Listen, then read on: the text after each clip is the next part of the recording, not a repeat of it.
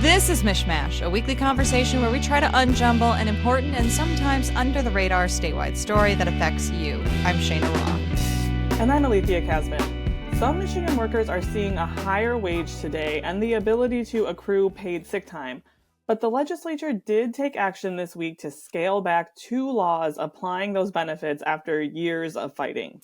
That's right. The Democratic Senate struck a deal with House Republicans to amend the laws as businesses were concerned the changes would be unworkable. Governor Gretchen Whitmer signed the bills into law on Friday.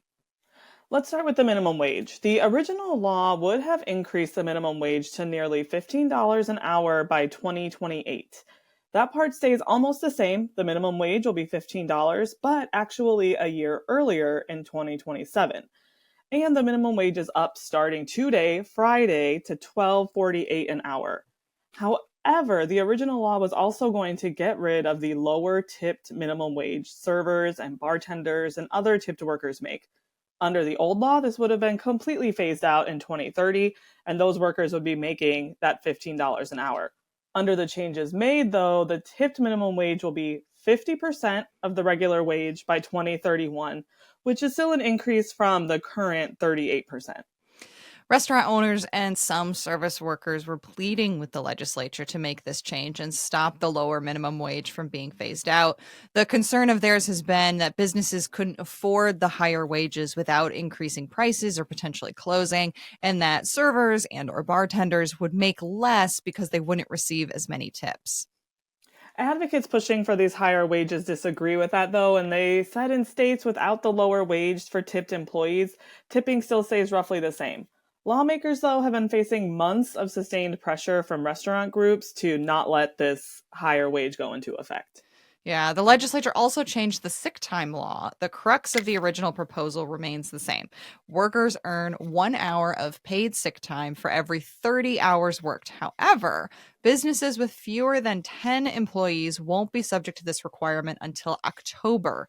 The legislature also softened some tracking and reporting requirements for businesses, expanded employees exempt from the requirement, and removed language businesses were worried about allowing employees to go to court if they felt the law was violated. Business groups and Republicans are mostly happy with these changes, though if they could go it alone, they would have gone further. Democratic lawmakers who voted yes on them say they heard from constituents who wanted the lower wage for tipped workers to stay intact. And also, while they made some changes to the sick time law, this is still the most generous in the country and is workable for the business community. Basically, this has been a lot of negotiating for a long time, and nobody is happy, at least not fully 100% happy. And that definitely includes unions and other advocacy groups that pushed for these laws. They are traditionally Democratic allies, and they are not happy with the outcome. So there could be some fallout for Democratic lawmakers who pushed for these changes and voted on them. As listeners might recall, the minimum wage and paid sick time laws have been a long-running fight in Lansing. In 2018, they were initiative petitions set to go to the ballot before Republicans adopted them so they could later be gutted. They kept it off the ballot. No one got to vote on it. Court fights began, and the Supreme Court last summer finally said the legislative action in 2018 was unconstitutional and ordered the original laws to take effect. Now those laws have been changed yet again, but is this the end of this saga, do you think, Cheyna? No, of course not. First, there will likely be an attempt to claim the legislature's action now goes against the Supreme Court order, and the Group 1 Fair Wage, which collected signatures for the original proposal way back in 2018, is already promising they will collect signatures to block the change past Thursday night from taking effect. The advocates who pushed for paid sick time could do the same. So who knows? In 7 years, we might still be talking about this. You know, Alethia, you're probably right, but I really hope not. We're going to take a quick break, but when we come back, Alethia, you spoke with Republican Representative DeBoyer about his new role on the Oversight Committee. You're not going to want to miss it. Welcome back to MichMash. I'm Alethia Kasben, and I'm joined now by Republican Representative DeBoyer. Rep. DeBoyer, thanks for joining me today. I appreciate you having me. Thank you. So you this year are chairing the House Oversight Committee, which is getting some increased attention under a new structure. Can you talk a little bit about what you want to accomplish with oversight and what is different, about the committee this term compared to previous ones. Yeah. So if you look at what Speaker Hall did when he created this oversight committee, he created a general oversight committee that would have full membership, and then he created 6 subcommittees. Each of those subcommittees have a specific topic or a specific item of interest, I guess, for the lack of a better description, that those types of issues will be dealt with within those subcommittees. And I think the difference that you're going to see with this oversight committee is that we are interested in providing the best possible government that we can provide to the taxpayers and the citizens. So we are going to look into the efficiencies, the operations, and the effectiveness of departments within state government. And our end goal is that, when we go through this process, that we will get to the point at which we're able to make some policy recommendations, perhaps, and say, here's some areas of improvement that can be had. And here's some ideas as to how we would make those improvements and recommendations. And my hope at that point is that the policy and that the general House would take those things up and consider them and perhaps implement them, whether legislatively or just by rule or by practice. So you mentioned the 6 subcommittees. Another thing that's different about the Oversight Committee this term is that you have, kind of automatic subpoena power. Before, that would be a case-by-case basis.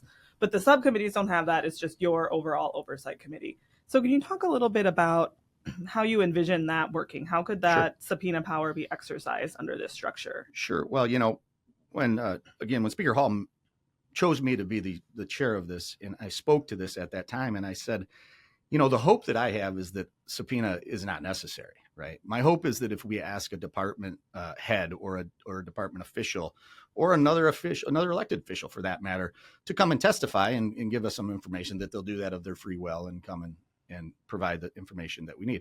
However, I would like to believe in an $82 billion budget that there's nobody that's done anything inappropriate or nefarious. I would like to believe that.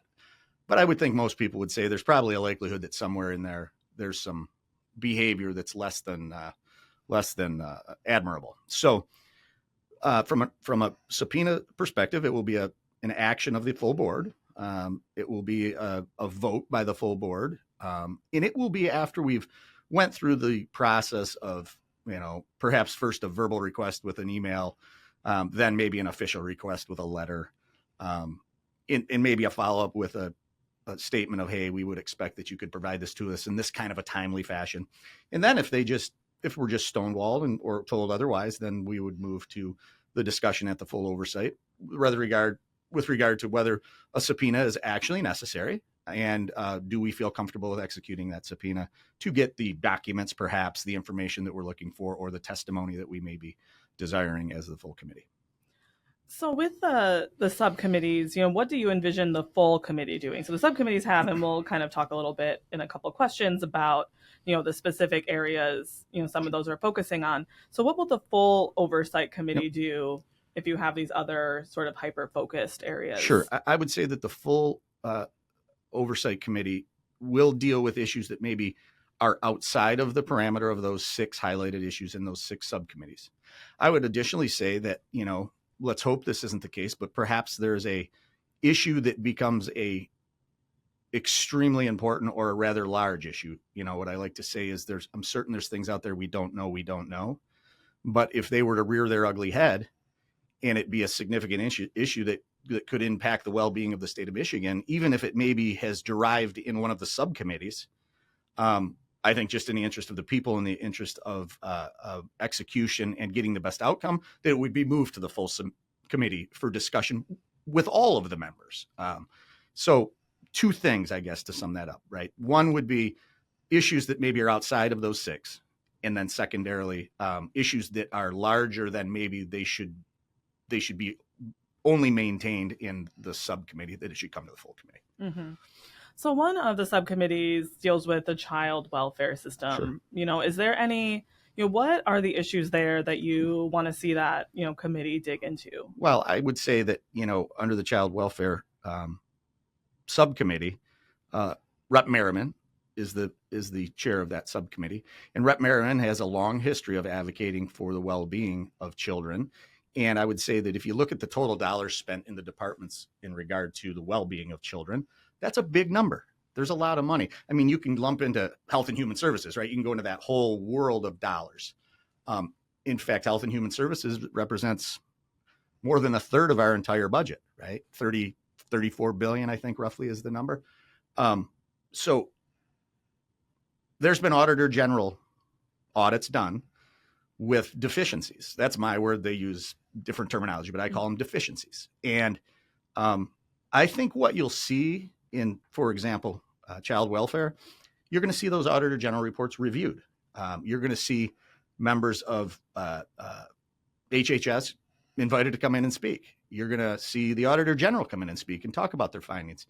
And what I think you're going to see that we haven't seen in the last term is you're actually going to see that committee work to resolution and work to holding those departments accountable that have decided to not abide by the recommendations that are appropriate and have already been discovered by the Auditor General, if that makes sense to your question. Mm-hmm. Another subcommittee deals with the weaponization of state government. Sure. What does that mean? Yeah, well, I mean, I think we can use some very simple examples. We all have been down this path, but, go back to the COVID mandates that were put out. Representative Angela Regas, she's the chair of that weaponization of state government. Representative Regas was one of the individuals who was cutting hair on a state lawn during a protest and threatened with losing her license to be a hairstylist and cut hair, right? So to me, compliance by citizens through coercion with threats of stealing their livelihood, that's weaponization of state government. You're using state government to put people in a position on which if they don't do as you say, their well-being is at stake. Now, don't misunderstand. I don't mean people that are violating the law blatantly. I mean, when we use a government agency to intimidate, when we use a government agency to get an agenda driven that is solely resides with a political motivation, that's weaponization of state government. So what I think you're going to see is you're going to see testimony in those committees. You're going to see people brought to weaponization of state government who have had these experiences with departments. And you are going to see firsthand how they were treated. You're going to see what was said and done to them and or what they were threatened with. You're going to hear these things from real people. By the way, taxpayers and citizens of the state of Michigan, which government is supposed to be working for and on their behalf, not as an intimidating authority. So another one of these subcommittees, this will be the last one that we touch on, is Sure. it deals with corporate incentives. Mm-hmm. We obviously hear a lot about corporate incentives and where things might go wrong. Sure. Fairly often. What are you hoping you can accomplish through this sort of separate focus on that issue? Well, I mean, we could have a whole show on this one, right? But the corporate incentive issue is that there are very little parameters by which the dollars are allocated with an expected outcome. Even if there are stated expected outcomes, there's no provisions to allow a clawback. We don't go after that money. So the question I would have is, the incentive dollars that is allocated out by the state of Michigan, we need to have a clear process to qualify. We need to have a clear process to receive the funding. And then we have to have an expectation of what that funding is to do, right? And if you don't meet those thresholds, you need to be on the hook for that money to come back. The problem is what we're disincentivizing is our businesses that exist here now. We're going out and we're trying to essentially bribe corporations to come here from other states or other countries.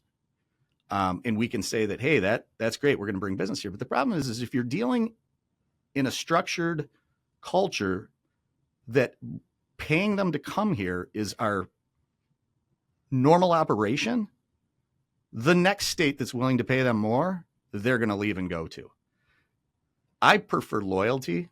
I prefer incentive dollars that go to Michigan corporations who commit to maintaining here, commit to growth, commit to maintaining their employees here. as opposed to just using it as a bribery tool, if you will. And I think that right now the parameters surrounding those dollars are pretty loosey-goosey and can be taken advantage of. So we're going to look into those things. We're going to look into how those dollars were allocated, and we're going to measure what was the outcome, dollar for dollar, in that committee. Heading into this process, we're at the beginning of the term, are there any state officials or appointed individuals who you want to see come testify? I would first default to just the simple OAG reports, right? I think that those are obvious, right? We have an obligation to look through those, read those, bring those department heads in, let them tell their side of the story, because there may be reasons why certain things exist that we don't understand. None of us profess to be the expert on all of these items, but everybody should have the opportunity to express their concerns. So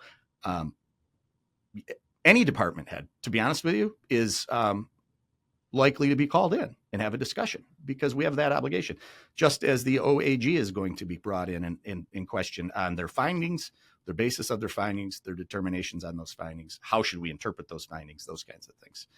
So I would say if you're a department head in the state of Michigan, prepare yourself to have to come and talk to us. So you could potentially have, another 8 years in the House if you wanted. Let's say, in 2027, you come back as a House member and there's a Republican governor, and now we have a Republican administration. Would you want to see Speaker Matt Hall continue this oversight structure? Do you think this is important regardless of, the party of the administration? I absolutely do. I believe that oversight is what gives the people back home, because remember, that's who sent me here. I didn't come here to represent government. I came here to represent the people back home. And so oversight is what allows them to, at minimum, be comfortable with some of our behaviors. You know as well as I do, citizens will never be fully comfortable with government. It's a necessary evil. But the oversight process is at least a tool by which we can share with them, hey, we are looking at this stuff. We realize we might not be the most efficient, but we are striving to become the most efficient on a clear basis. But, looking back to the last session, we really only had 4 substantive hearings in oversight in 2 years. I think that's a big disservice to the taxpayers in the state of Michigan. And, what do you say to sort of Democrats who argue, this is an attempt to play gotcha on Governor Gretchen Whitmer and, the Democratic statewide officials? I'll say this first, which is just an obvious statement. Only the guilty need to feel guilty, right? Only the guilty need to worry. And I'll be very frank. I'm going to put this message out there right now to anybody that listens to this. If you're behaving in a manner you shouldn't be behaving and you work in state government, you need to consider to change your ways, or maybe it's time to retire. Because I can't promise you that we're going to find you, but we're going to work at finding you. So if that's gotcha, I don't know what to tell you about the management of government, because it's not gotcha. And what I've responded to other people who have said that to me is, measure me by my actions, right? Measure me by my actions. Oversight only has validity if it's respected. It will only be respected if we manage oversight professionally, right? If we get into the gotcha politics, right, we will lose the respect of the Oversight Committee. And once it loses its respect, it has no value. So we might as well just shut it down. So from me, I can promise you that we're going to manage it in a professional fashion. It's not gotcha politics. Call me on it, right? Watch how we behave. Watch what we do. Watch our diligence. Watch our behavior towards fact and evidence and exposure. It's really that simple to me. So, switching gears a little bit, like I said, it's the beginning of the term, oversight, I'm sure will take up a lot of your time. It will. But do you have, any other, priorities for the term? It's pretty interesting. I'm going into my second term, right? Came in as a freshman last year. I was learning, right, as I was going. And one thing that I would say, and it would be advice I give to new members, is you're never going to get your arms around everything that's going on in government. So you kind of have to pick your items that maybe are near and dear to you, or near and dear to your communities, and you have to work into those. And, for me, I was a county clerk for 12 years, right? And I managed elections. And so I think election security and election surety is an important thing that we have to be diligent on daily, weekly, monthly, yearly, all the time, because there's bad actors out there, whether they be from our country or from our state or from other countries. There's bad actors out there that would like to see us be derailed. So I think election security is a big one that I do pay attention to on a regular basis. Yes. And Governor Gretchen Whitmer is giving her state of the state next week. Is there anything you're hoping to hear from her? Well, I'm telling you, I mean, it's going to be nice to see her because we haven't seen much of her lately. She, I would hope that we hear a plan out of her on the roads that doesn't require raising taxes. Because the Republicans do have a plan to fund roads to the tune of about $3.1 billion without raising taxes. So it is a doable thing. One of the things I hear back home a lot from my constituents is, here's the simple expectations of government, right? Infrastructure, public safety, and public education. Do those first, do those well, right? Well, I would argue we're not doing those things well. Well, we spend millions and millions of dollars on other things. So what I would argue is, don't increase our budget. Don't increase taxes. Fix the roads, fix public ed, and improve public safety. If you give me those three things, I'll be a big supporter. But if we go into the weeds and decide we're going to spend billions and billions and raise our budget by another $5 billion, yeah, I can't support that. And my taxpayers back home can't support that. All right. Rep. DeBoyer, thank you so much for joining me today. Pleasure. Thank you for having me.